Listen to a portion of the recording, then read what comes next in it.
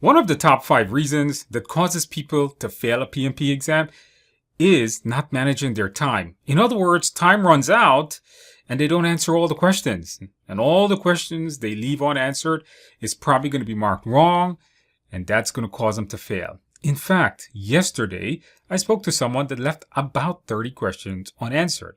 And you know what that means? Those probably got all marked wrong and they failed the test because of that. Let's not have this happen to you. So in this video, what we're going to be doing is we're going to be breaking down the exam timer. I'm going to show you guys where you should be at any given point on the test, especially in those 3 sections. Then I'm going to give you guys some tips on how you can become faster on your test so you can finish it before the timer runs out. I'm Andrew Ramdial. I am the author of this book, PMP Exam Prep Simplified. This is Amazon's best-selling study guide for the exam, #1 best-selling study guide worldwide, and I'm also the creator of Udemy's best-selling course for the PMP exam with the most enrollment on the platform with over 380,000 people. Combined, over 500,000 people have passed the PMP because of my materials. Let's get started. Let's just jump right into this. So let's talk about the exam by numbers. So the first thing up is that it's 180 questions. It's 230 minutes. You get 2 10-minute optional breaks. Now, they're not optional. I'm telling you guys, please take your breaks. I'm highly recommending take your breaks. And I want to show you guys where these breaks are positioned on the test.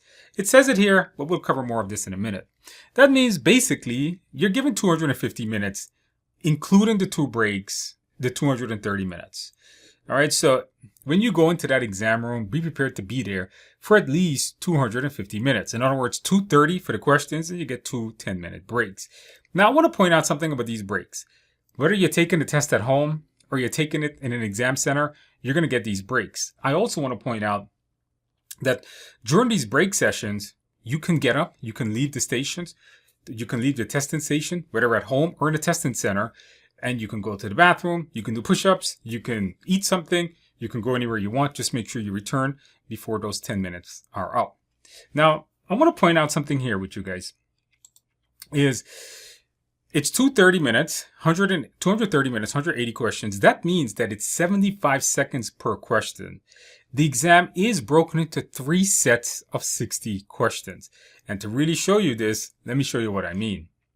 So first of all, here's how the exam is laid out. Let's spend a few minutes on this slide here.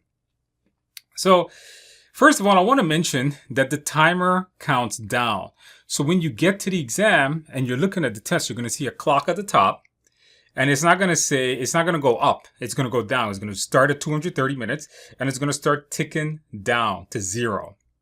So remember that the timer counts down. Now, the exam is broken into 3 sections.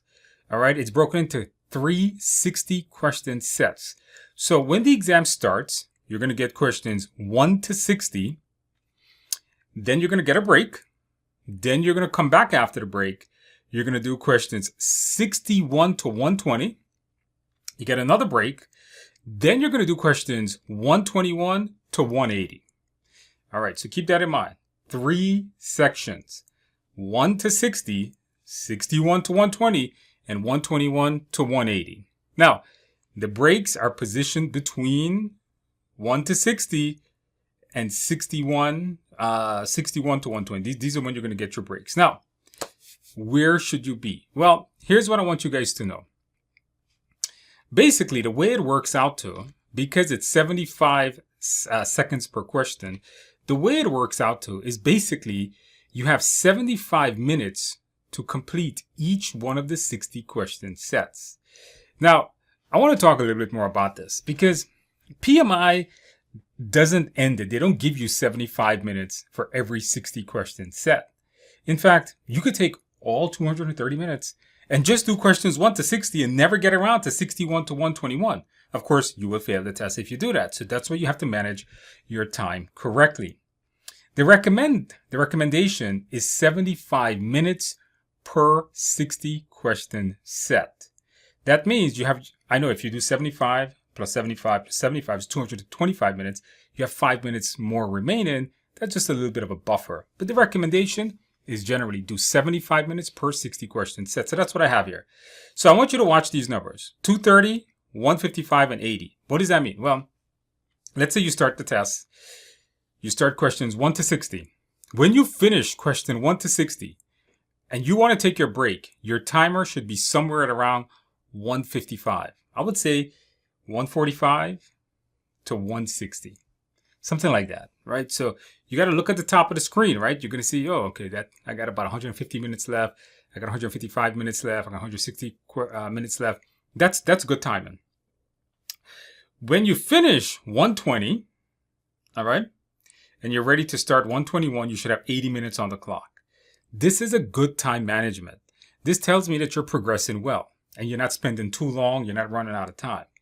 If you're taking this exam and you spend, let's say, 100 minutes on the first 160 questions, and you come down to questions you start 61 to 120 with 130 minutes left, you better speed up.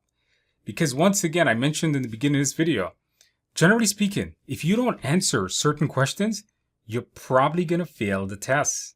In other words, all questions that you leave unanswered, it's probably going to be marked wrong. Now, I want to talk about these breaks here. These breaks are important because, let me tell you guys something. Sitting down for 4 hours, I don't know how people do that. You get agitated. You start to turn against the test.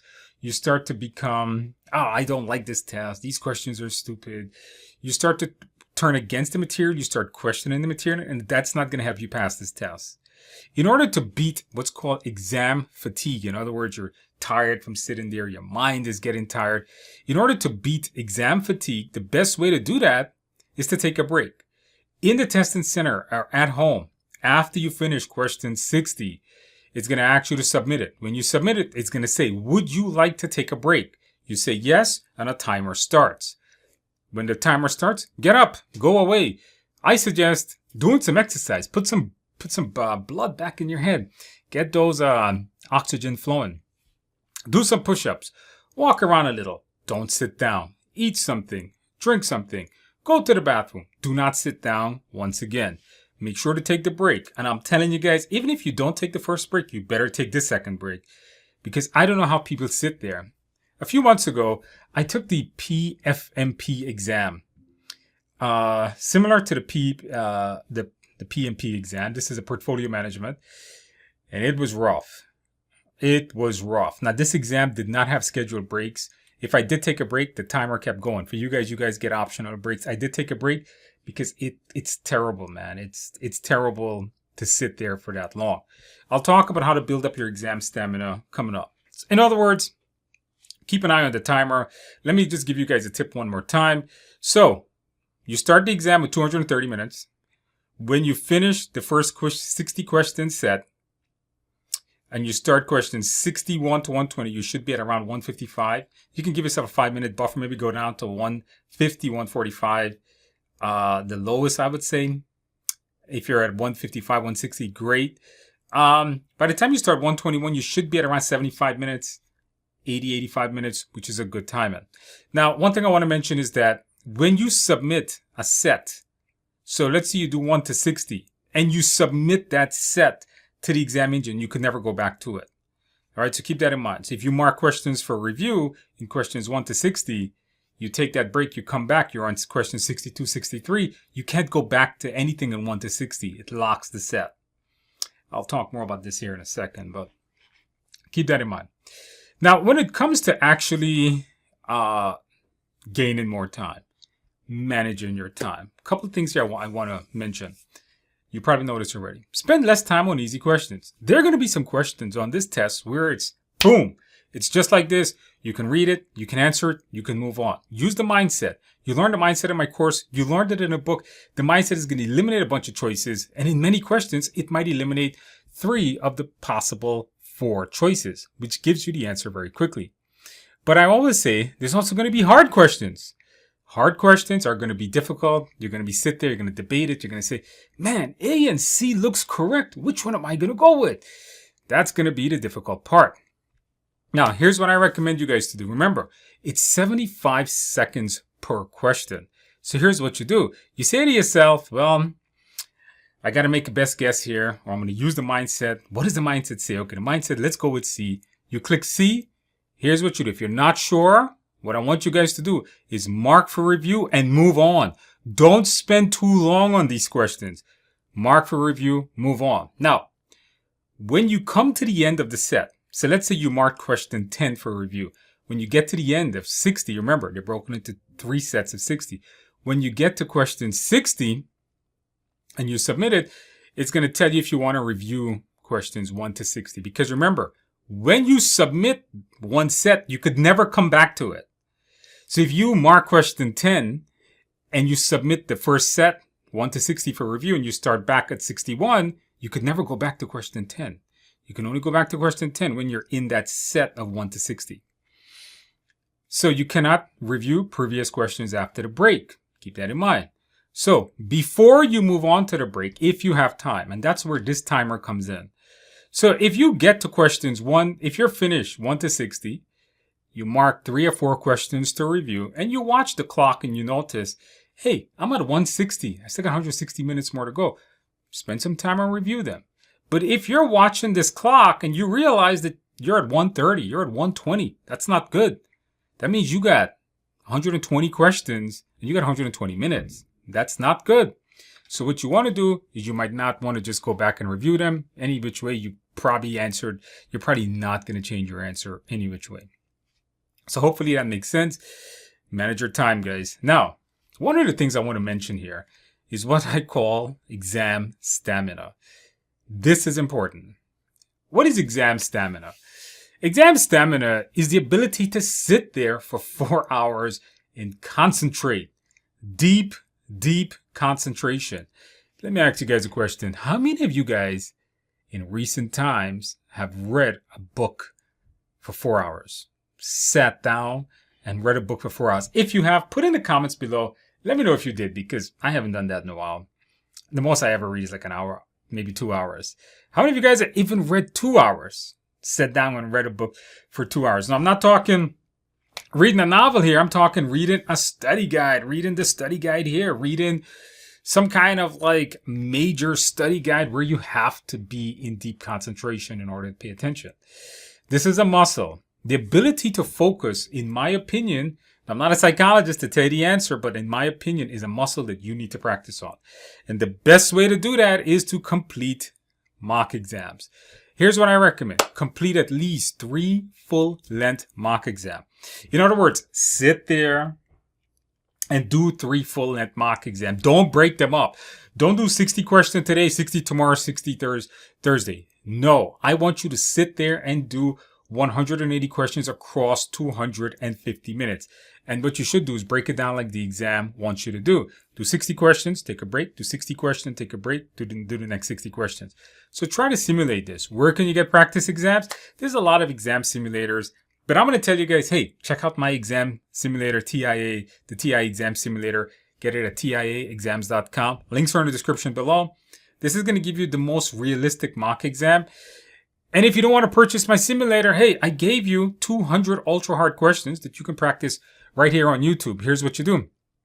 If you're practicing it on YouTube, do 60 questions, take a break, do 60 questions, take a break, do 60 questions, and finish the practice questions that way. Don't forget, the book has a full-length mock exam. The course has a full-length, and then the simulator itself has close to 1,000 questions, including those beta questions.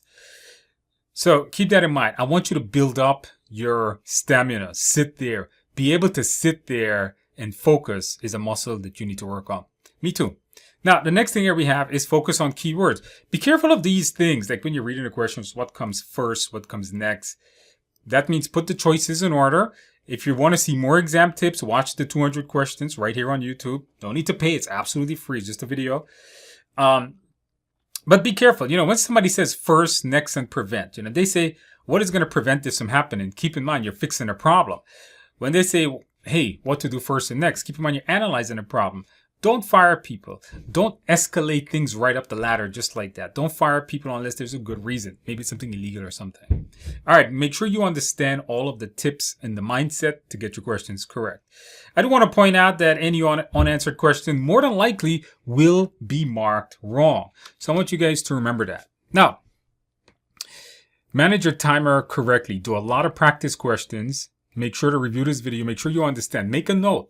hey, at this time, I need to be at when I finish the first 60 questions, when I started, I'm at 230.